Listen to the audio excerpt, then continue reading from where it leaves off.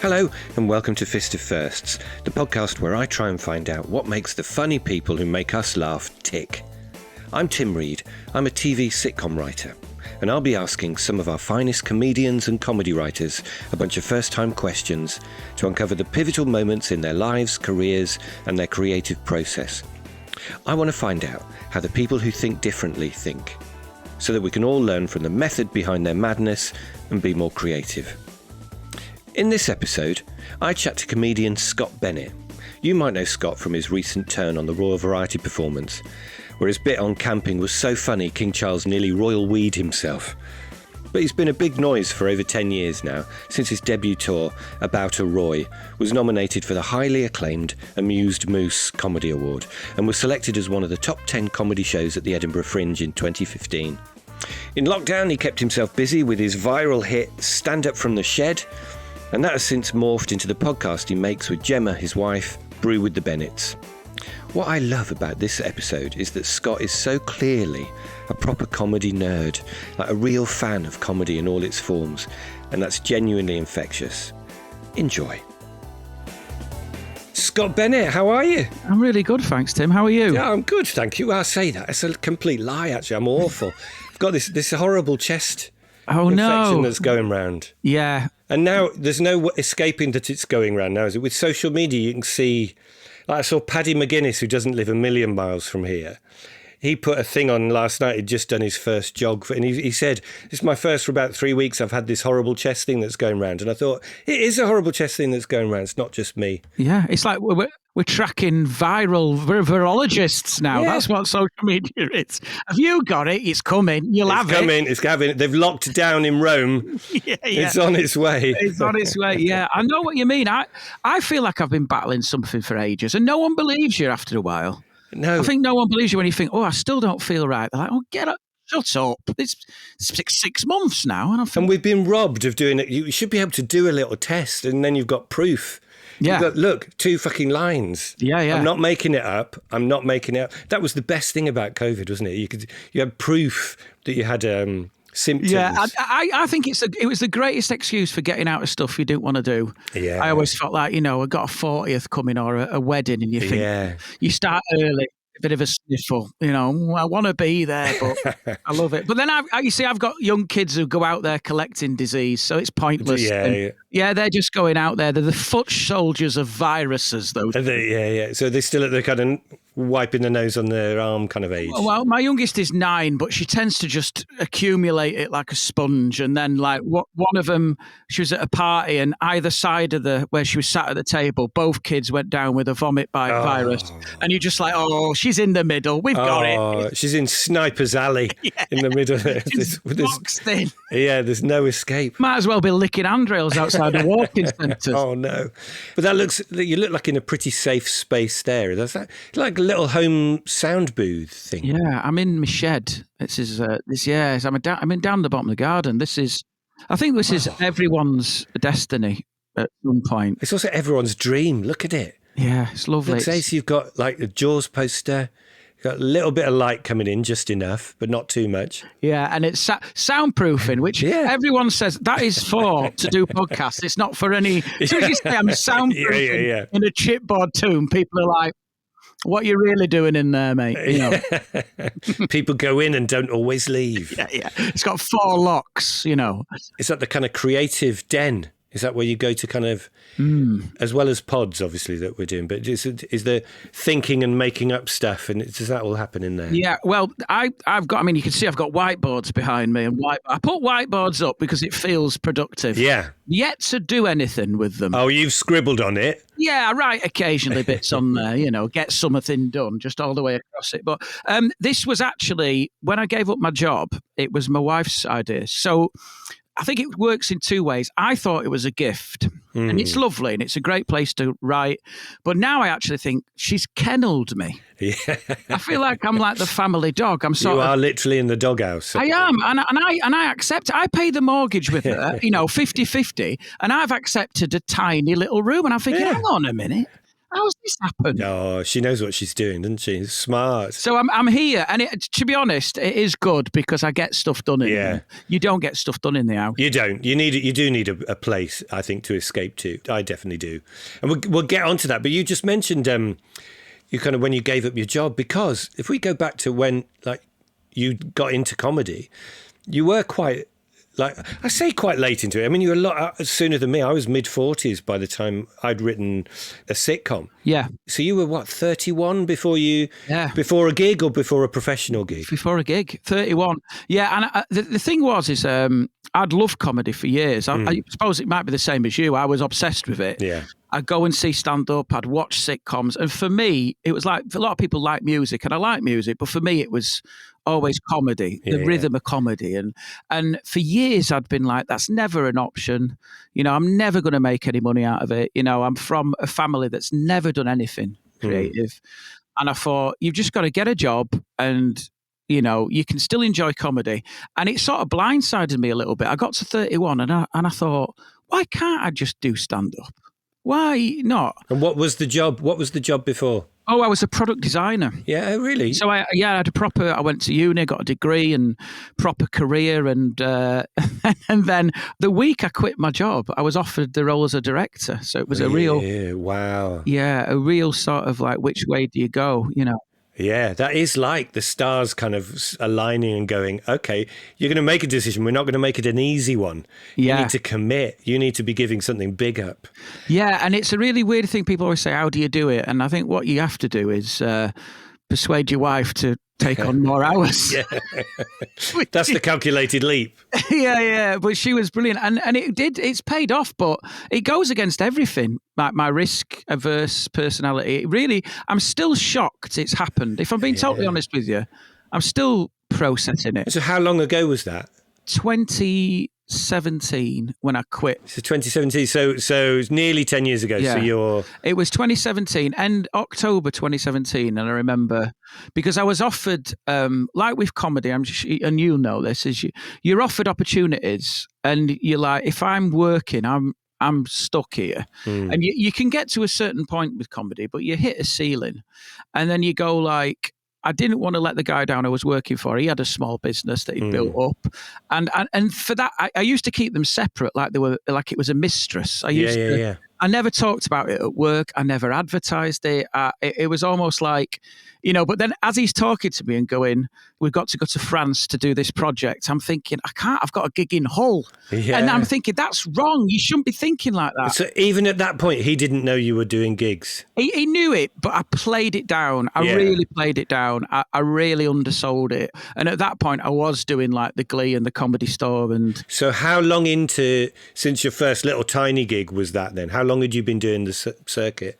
7 years. Right. Okay. So a good. So it wasn't just like you just dabbled. It had gone a bit well, and you'd done it 7 years. You knew you were good then by this point. Yeah. The gigs were getting bigger. The reaction getting better. Yeah. The week when I was offered the role as a director, I was offered tour support with Rob Brydon. You see. That week. It was like I could see that coming.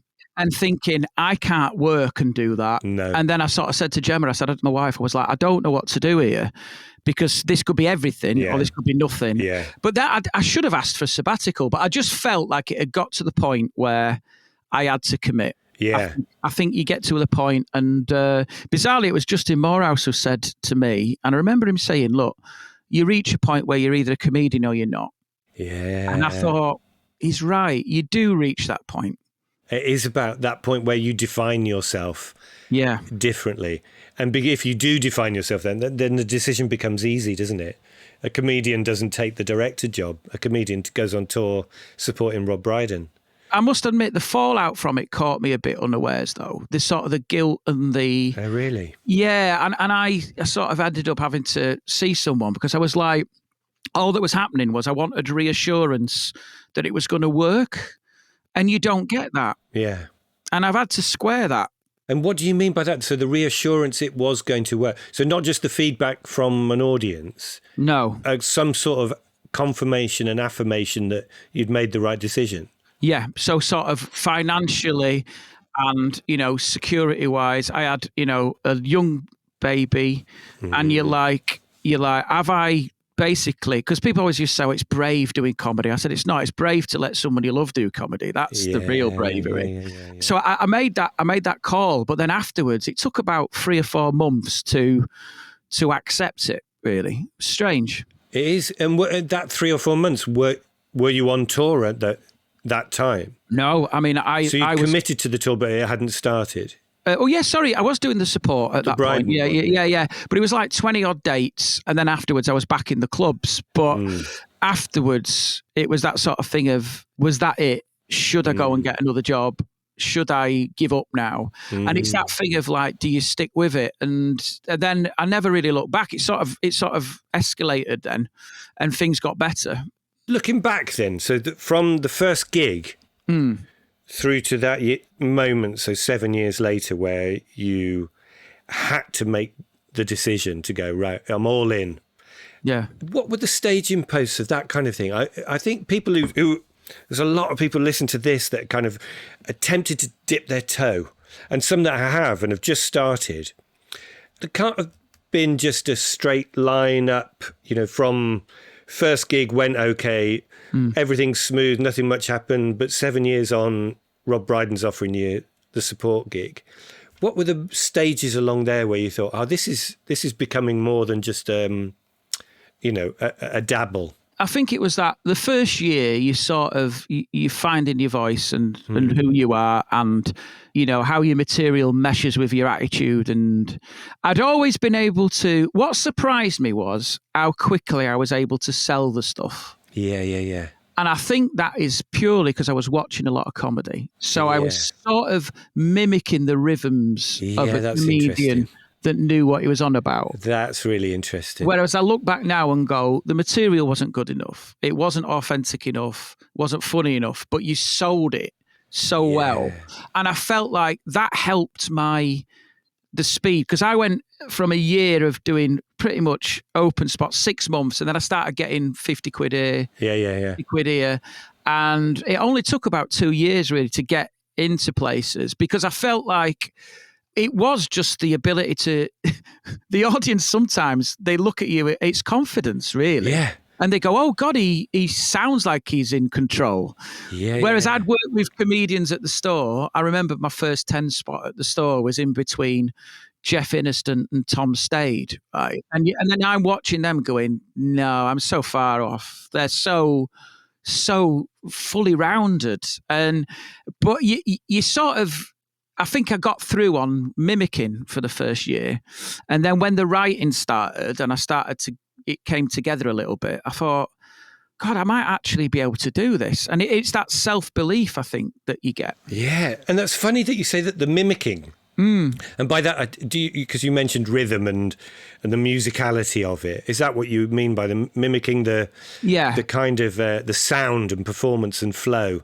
Yeah, I'd watched so much stuff. I mean, I was obsessional. I'd gone and seen stand-up. I'd watched sitcoms. I'd watched, obsessed with Partridge to the point where, like most people are, where it becomes almost a religion, really.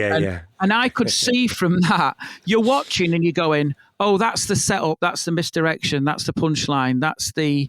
So I was able to go, well, I can apply that to stand-up. And then once I found the stuff that fitted my voice, it started to open up a bit. And I thought, oh, right. And I remember the first routine I wrote, which really connected. And I just thought, oh, God, this is the furrow I should be ploughing now. And I even remember coming off stage after that gig and going, I just need to write in that voice now. Yeah. It's really strange. And can you remember what that bit was where you thought, that's my style?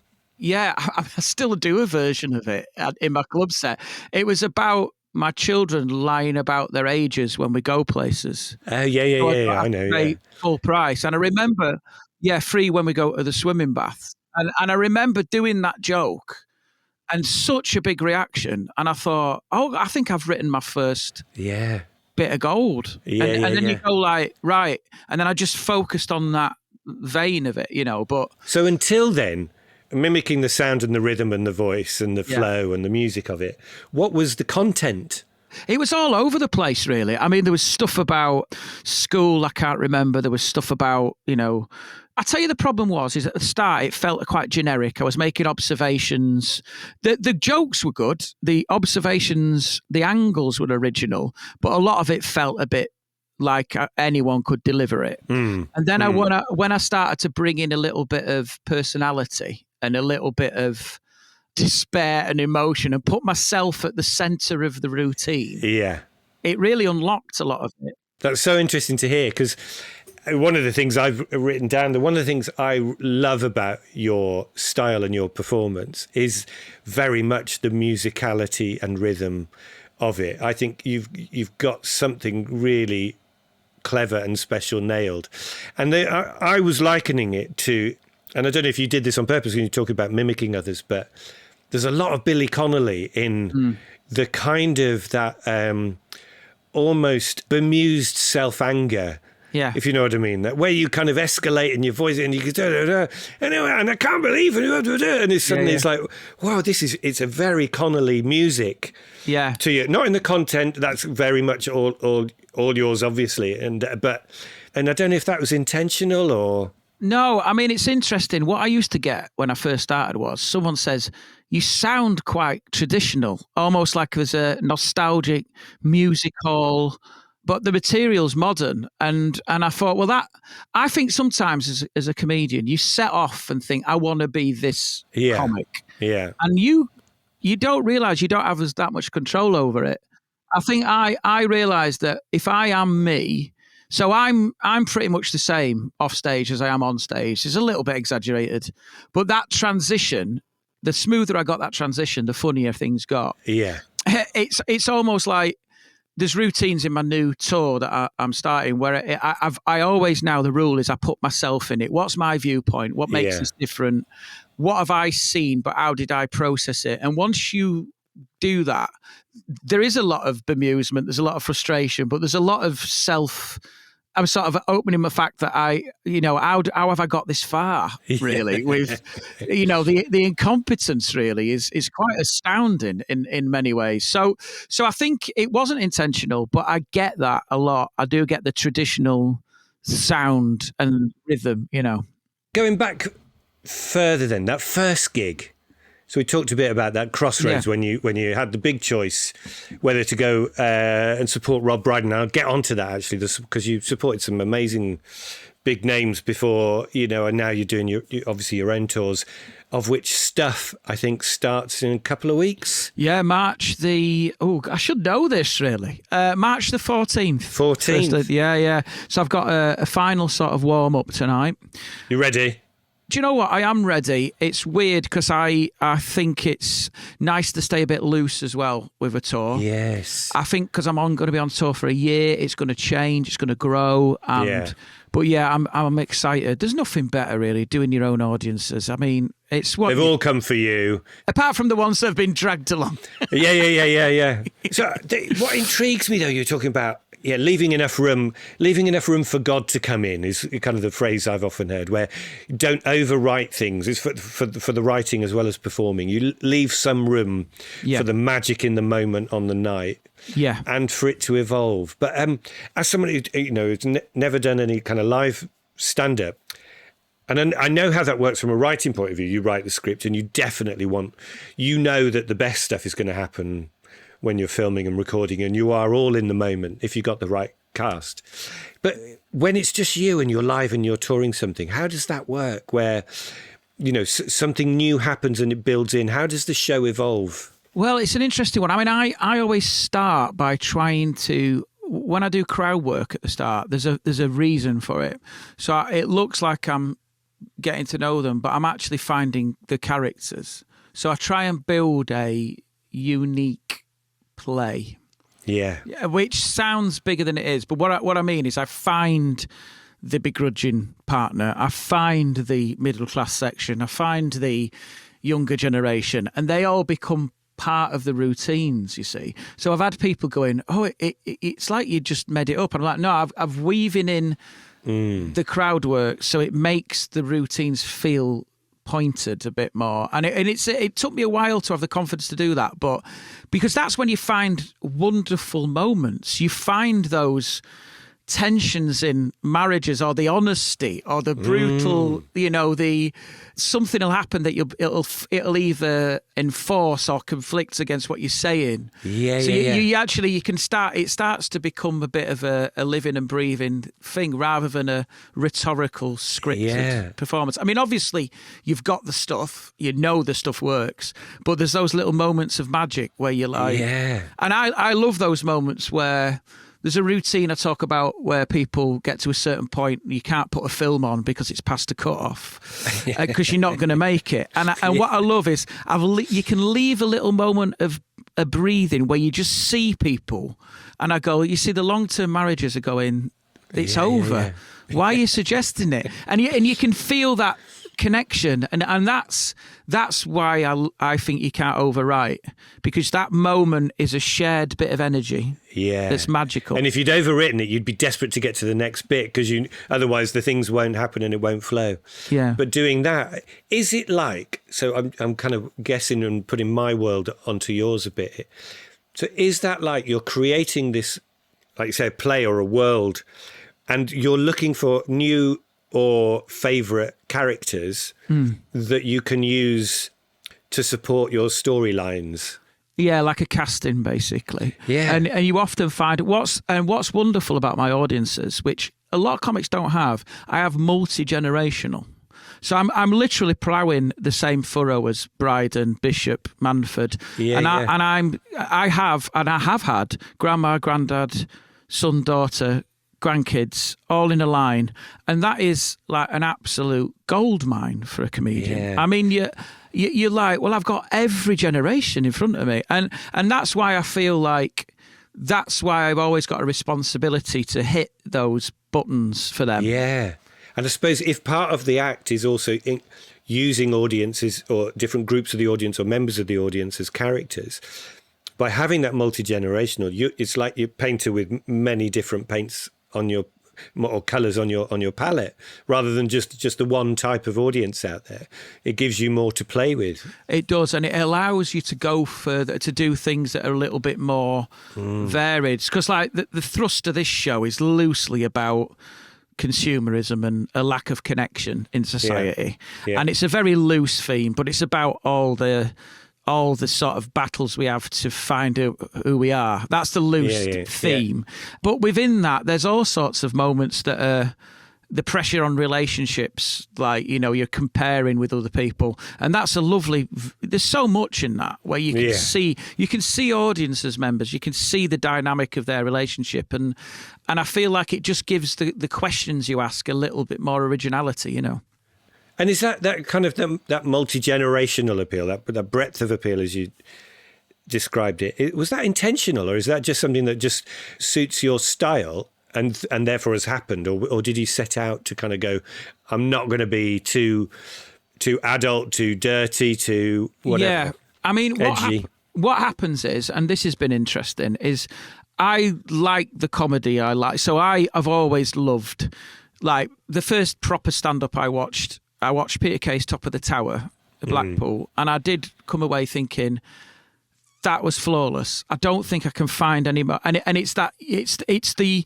laughter and recognition, and then the expansion of that is the magic. And I feel like it wasn't intentional, but I've purposely tried and hit stuff that is everyone can relate to, but I'm doing an original take, or I found something unique, and that's why I search for. But I also.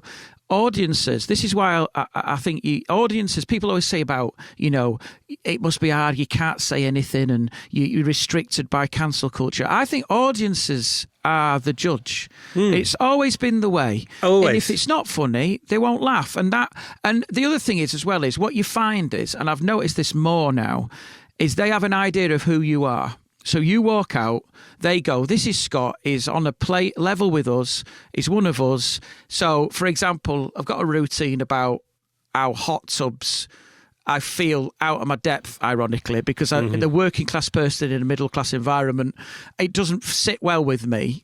And I think that you've got to have those glimmers of reality, because they go, oh, he's one of us. And then I found sometimes, I used to have a joke, if I do anything a bit too political or a bit too...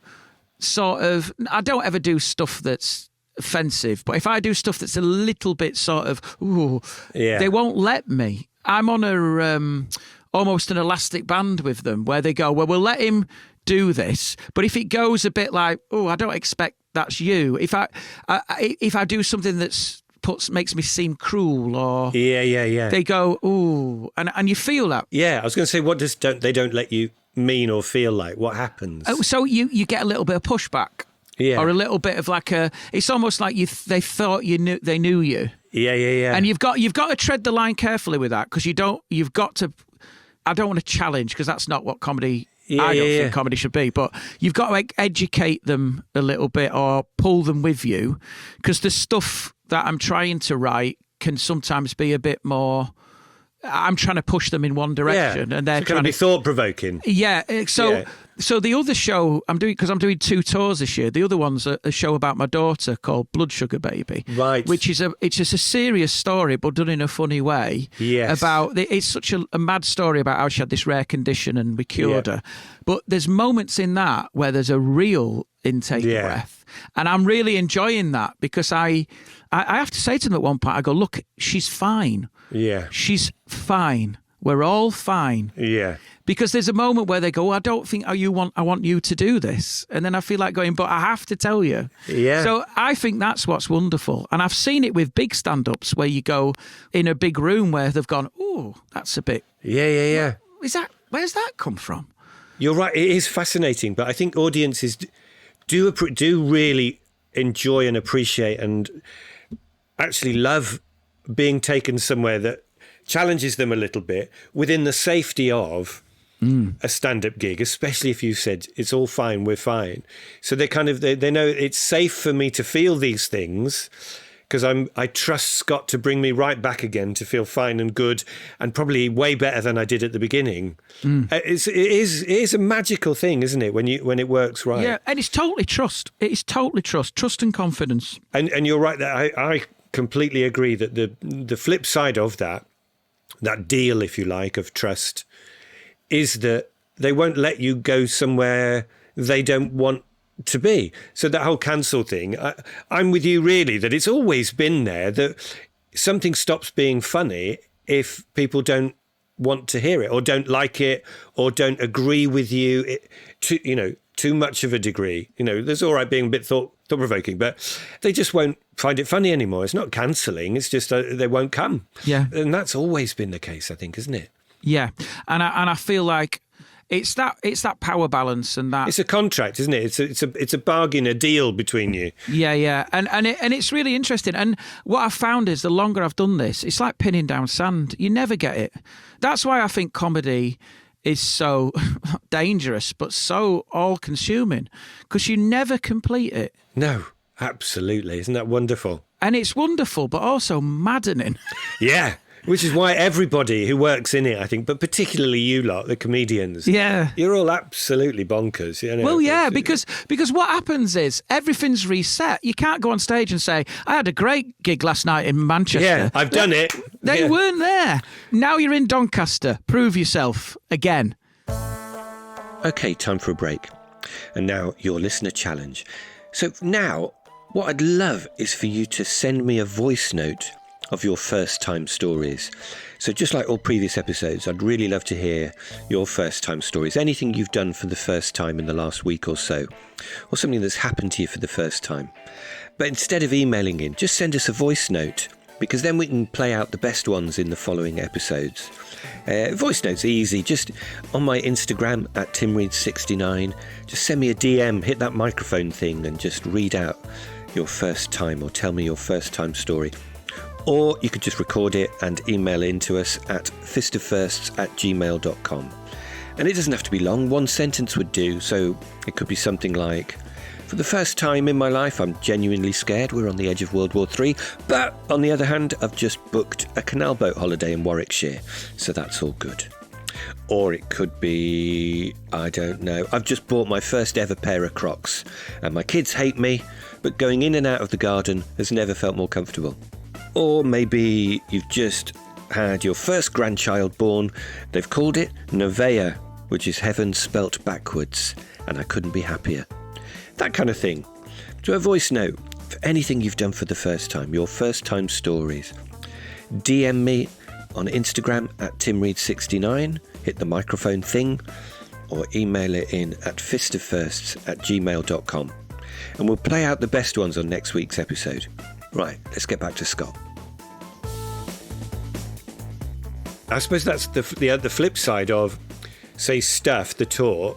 You know it's going to evolve. It won't ever be perfect. No, because it's evolving. Yeah. If it was perfect, you wouldn't be changing it one bit each time. Yeah. And so that growing and evolution, that creativity while you're on tour, how does that work? So do you spot something that worked a bit better than you thought it would, and then do more of that, or try more of it? Or so I had a couple of routines on the last tour where it got to about 10, 11 shows, and I was like, that can be better, and you get it clicks, and then you go, oh, that's elevated it, and I think what it is it's you being in the bit.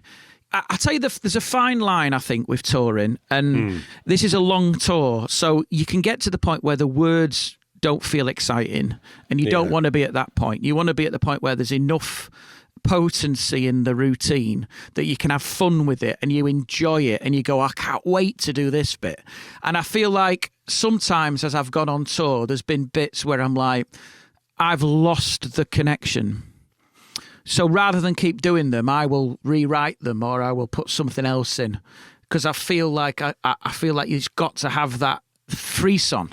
And you'd literally cut a whole section out. So if a routine's not working, I've had stuff, because I write a lot. I write all the time, and I've had stuff where, from my last tour, I did it and I thought, that's not fully formed. You're trying to do too much with a big idea. Yeah, and that's sometimes where I've fallen down, where I've gone, it was about childhood. And I'm like, well, childhood's massive, Scott. So you're trying to box that off, whereas that's another tour. So I've just basically gone, just put it on the subs bench and then explore it more, because you're making it easier for yourself going down the line. But there's a tendency when you're on tour to go, have everything I've ever thought of, have it all.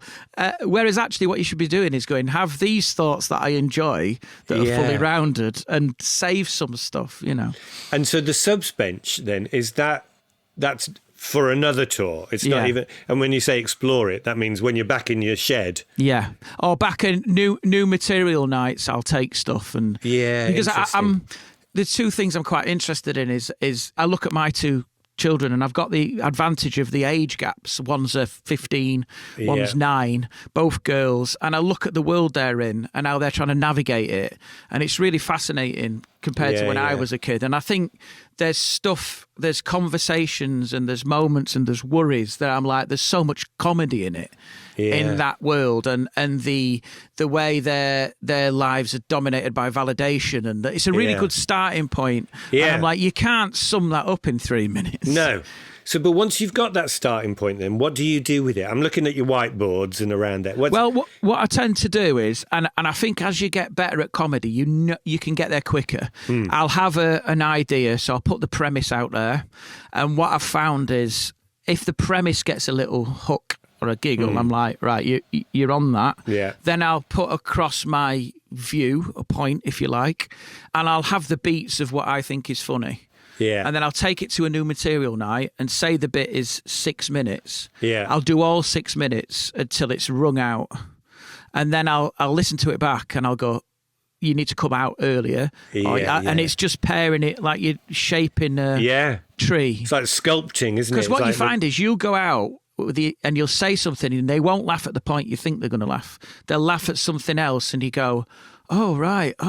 So that's the funny bit, and so you can do it that way, and I tend to try, and that's how I tend to evolve the stuff, really. So that's really interesting, because again, so thinking of a bit of yours, so let's take the Royal Variety performance. I can spot, I think, a couple of places where you've gone, okay, that worked. I'm going to do that more, or do it in a different way and tried it. And I would think so of the camping bit that you did at like the Royal Variety. One is just the way you said, I've got an house. Yeah. Just in the way you deliver that, you could say, I've got a house, I've got a house, everyone's got a house.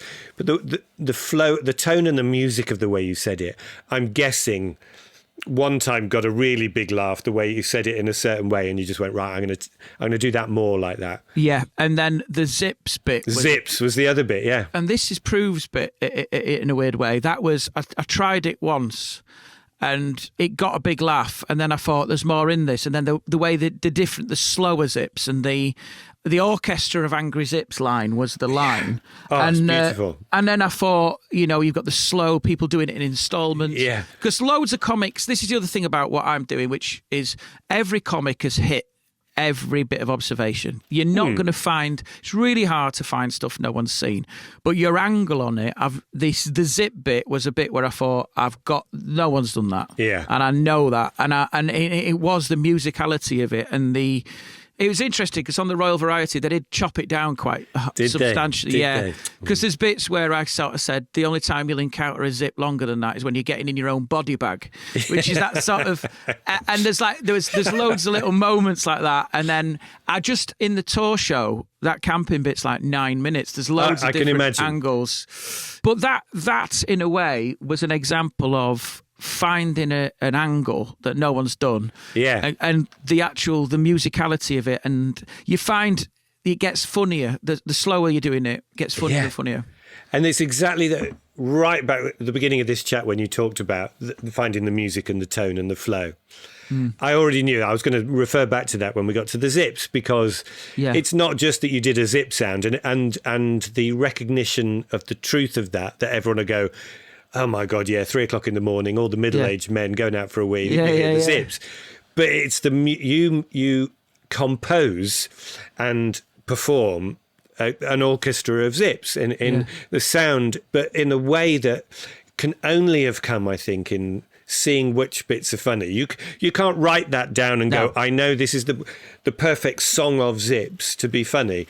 You have to know how an audience is going to react and how long you have to leave between each bit and where you do the long ones and the short ones. And it's really weird because actions in comedy, I'll tell you the other bit that's worked. I've got a bit about being in a hand car wash and feeling like I'm exploiting people because I'm sat and watching other men clean my car. And there was a bit where I used to go and he's looking at me, and what actually happened was it was a friend, it was I think it was another comedian, might have been Andrew Bird, who was really good at like forensically picking out stuff, and there was a bit where I said, oh, his eyes look, this guy's washing my car, and he looks through the windscreen and our eyes meet, like he's staring into my soul. And I do I didn't used to do it, but I started doing the action of him with the sponge going, can't you do this? And it never worked until I did the action. And once I did the action, it went off, and you're going, of course, because I think sometimes as a comic, sitting in the moment is scary, like in the silence of it. But that's when you go, that is funny. That is a funny thing. And again, comics have talked about car washes, but for me, it's the exploitation and the feeling of uncomfortable subservience that makes it really funny. Yeah. Which fits, as you were saying, that your own insight that is going to be mirrored by so many people of feeling from a working class background but doing middle class things. It's the hot tub thing, isn't it? Having someone else wash your car. It's the same thing. My dad did this on Sunday mornings and I did it for him as a kid. What am I doing here? Yeah, my dad would never pay for someone to wash his car. Yeah. You wash your own car. Are, and he can smell your guilt on the other side of the window. Five people doing like some human safari, just wiping.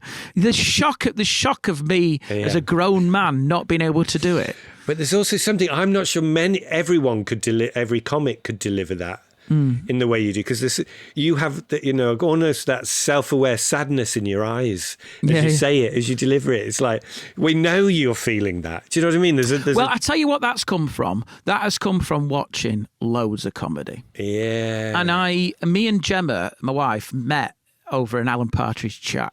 Did you? So we were students, and it was the time we were at university, and no one had a telly. It was in the common room, and everyone used to watch. It was the first series of I'm Alan Partridge, Travel Tavern, and it was a silence, and there was like 100 people in there, and it was It was a brilliant atmosphere. And I remember we chatted at the bar afterwards. And I remember saying to her, I just think it's the greatest character creation of all time. I don't think there's anything better. And she said, oh, yeah. And then we started chatting about comedy. And for me, I've watched it so much. It's the subtleties. It's the little moments and the looks and the silence and I've tried to bring that into comedy. When I'm writing, I'm thinking, how does this look from the audience rather than just, is this funny? Yeah. And I think I'm amazed how many comics don't watch comedy. And I'm like, I've literally could recite it, Partridge. It's a problem. Really, yeah, because it connected so massively.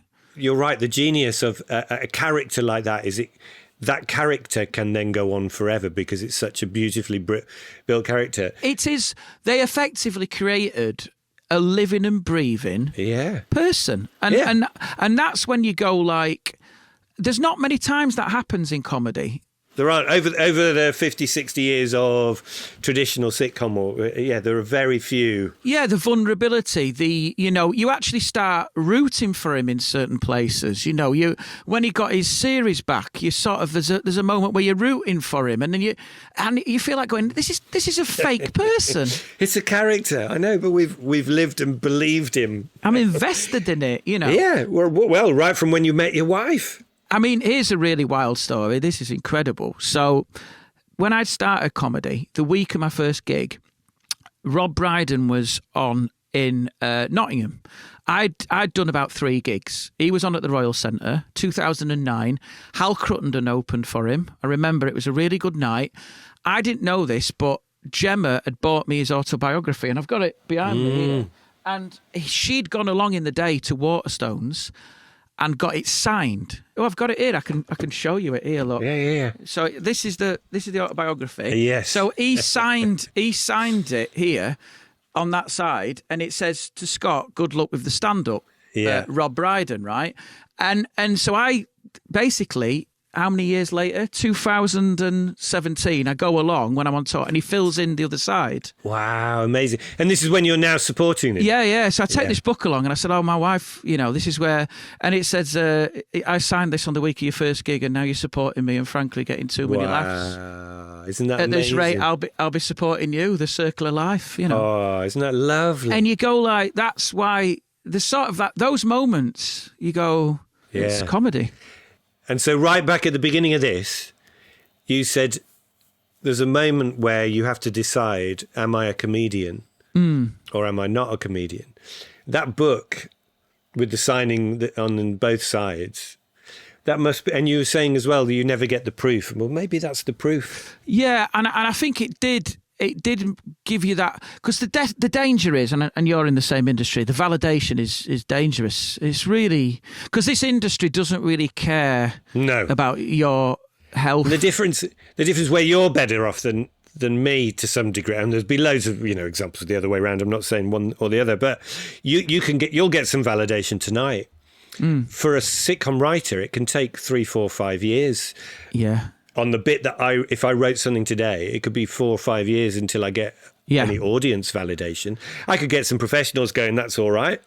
Yeah. Or that's quite good. Or here are some notes. Or that's very fun. Or, okay, we'll go with that. We'll shoot that.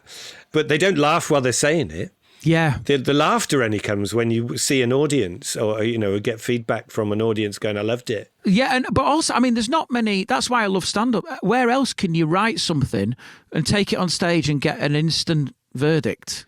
Instant, because it could be something that occurs to you now that you do tonight. Yeah, that's magical. And I can imagine addictive. Yeah, and I think the danger is sometimes with it is all consuming, I feel, and I feel like you never switch off. And bizarrely, I think it has tapped into, I look at my job before and I was a perfectionist and I worked really hard and I tried to make everything perfect, and stand-up has sort of hit those same pressure points. So how are you gonna move on from, what's next for Scott? So you're doing the big tours, you've done the Royal Variety. Yeah. So bizarrely, I've got the 2 different shows I'm doing this year. I've started writing a sitcom I think that's what most stand-ups do. So we're in the sort of pilot stage of that, which is exciting. Yeah. And I feel like I've always said I want to leave a bit of a legacy. I've always said stand-up's great in that there's a room for everyone. If you wanted to just pootle along and do 20 minutes a week, you can. But for me, I wanted to leave behind like I want a sitcom, or I want to have done stuff that I can look back on and go, that's a thing that I've done that's out there. Yeah, I get that. And I think that's where most comics end up. And also, driving around the country is exhausting. So you start to look and think, bizarrely, you start off going, this isn't a normal job, it's brilliantness. And then you go, I wish I had a normal job sometimes. How do I make this unnatural job fit within the framework of a normal job? And I think you spend all the time. Someone once said to me, comedy's like a cash grab. Yeah. And I never knew what they meant, but they go, it's like doing a bank robbery. You get in, you get as much as you can before you're too old to get out the doors. Yeah. Isn't that funny? Yeah. You go, oh God. So your pension plan then is getting into sitcom kind of thing? Yeah, I think I want to write some. I've got we've got ideas for a book based on what my daughter went through. Yeah. A parenting book about parents where it's gone off piste a little bit, and that's one thing we're working on. And is that you and Gemma? Yeah. So Gemma's involved in terms of she obviously we've written it together, and you did a pod together. You did we do Brew with the Bennetts together. But the book about Olivia's really, because it's a very simple story. She was diagnosed with, we had all this stuff. We went on private jets. It's really wild cure, and she's fine. But there's this stuff about, I think, when you have a child, you never realise it can go a little bit off piste, and you sort of left. NCT classes teach that it's going to be, the worst that's going to happen is changing a nappy. Whereas actually you go, no, what the worst that could happen is they could have a lifetime, a condition that you're going to have to manage and together, and it's going to blow a hole in your family. And I feel like people don't talk about how relationships are tested, and me and Gemma were tested, and that's when you truly realise what having a kid's about. You sign up for stuff you don't realise you're signing up for. Yeah. And how much of that is kind of just innate unconditional love that you couldn't you couldn't make up. It's there, and it's there or it's not. That level of unconditional commitment and love to each other and as a family. All of that stuff, yeah. No one realises, well, I've done that show and everyone's like, even people who've been in hospital, no one's talked. I've got routines about living in a hospital, which I couldn't write anywhere else. And it's about that weird existence where you go, oh, so this is our life now. We were in there for nearly a year. Were you? Yeah, just at a bedside, best part of a year, 11 months. And you go, oh God, this is it now. We live here. Yeah. and your world gets compressed. It's really surreal. Yeah, and you almost become institutionalized, don't you, as well? Where you getting out of the hospital can be scary if it's been that long, I imagine. Yeah, I was like that bloke from Shawshank Redemption. Yeah. Give him parole. Yeah. Did you end up with a boat on an island? Yeah, get around Gemma, just sand in some. Yeah, exactly. So let me end then with, because that's been fabulous, Scott. Thank you. What a great insight into your career, your journey, but also the way you think and the way that you create stuff. And honestly, yeah, I really looked forward to chatting to you, particularly about the musicality and the flow and the sound, the rhythm and the melody of your performance. I think you're right up there as one of the best in the game, particularly at that kind of stuff. No one could have made Zips work like you did. It was amazing. It was brilliant. It's a brilliant piece. This third series I've done now, Fist of Firsts, and the thing I think my audience find most useful is hearing how comedians have made a start and how they've made it work, and their creative process, the tools and techniques they use. So what would you pass on as a bit of advice to say younger Scott, or Scott in those first few years before you had to make that big decision? If you could hand on a tool or a technique that you've used, then to kind of fast track you a little bit, what would it have been? I think it'd have been a bit of belief. Yeah, amazing. A bit of like, you've done your apprenticeship, you know comedy, and it's the belief and the confidence and the worthiness of comedy. I think that's what I've quite... And without sounding, because there's always that thing, everyone works hard. There's some jobs that are, people working in A&E, people who are nurses, that, it's brutal. And I'm not pretending that we're doing something, incredible, but there is a value in it.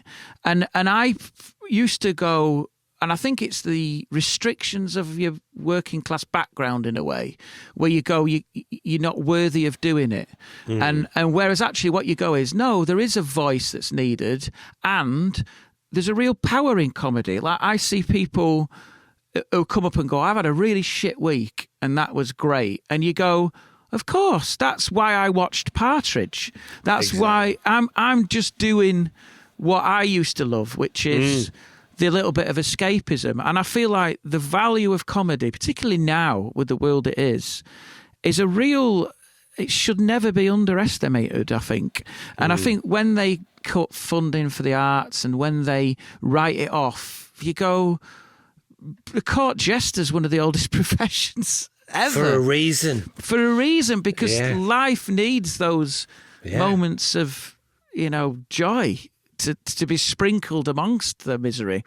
And I feel that's what I would say is that, believe in the value of comedy. Yeah. And yourself, Perfect. Thank you. Thank you, Scott. What a pleasure chatting to you. And you, mate. Take care. Yes, Scott.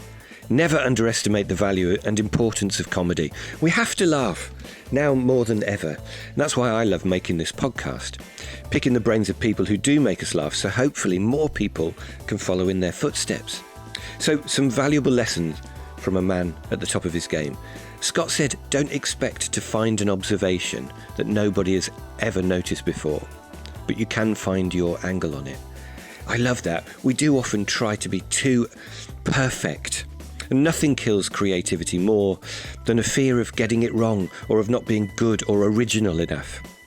I've worked with lots of people who fretted that their idea or their style is not unique until they realised that even David Brent was just Oliver Hardy, really.